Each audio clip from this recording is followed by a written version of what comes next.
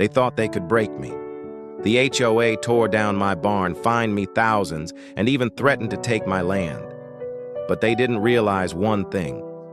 I knew their deepest weakness, and once I found it, I turned their perfect neighborhood into a living nightmare they couldn't escape. I've lived on this farm since I was a kid. My family worked this land for 3 generations. But about 15 years ago, developers built a gated neighborhood right next to me. Shiny houses, fancy SUVs, and of course their precious HOA. At first I didn't mind. I stayed on my land, they stayed on theirs. But soon they started complaining. They said my barn was an eyesore. They said my tractors were too loud. They even tried to tell me when I could feed my animals.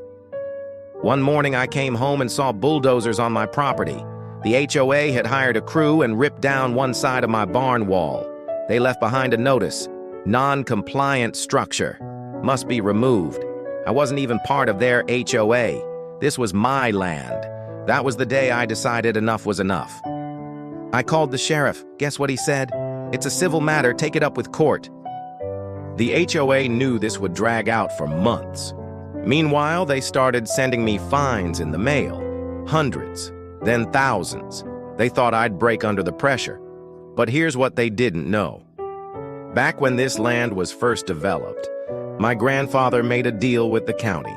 That little creek running through my property, it feeds directly into the neighborhood's irrigation system. Their lawns, their flower beds, even their fancy fountain at the clubhouse, it all depends on water flowing through my land.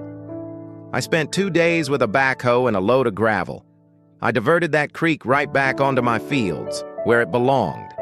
Suddenly, the HOA's sprinklers ran dry. Their fountains sputtered and died. The grass on their million-dollar lawns turned brown almost overnight. But I wasn't done. I put up huge private property, no trespassing signs along the walking trail they loved so much. Turns out, half that trail was built on my side of the line.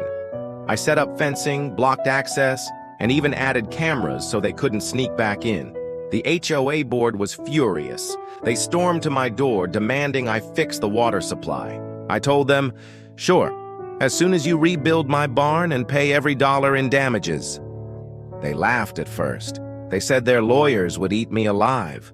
But when I pulled out the county deed proving the creek rights were mine, their faces changed fast. Meanwhile, the neighborhood was falling apart.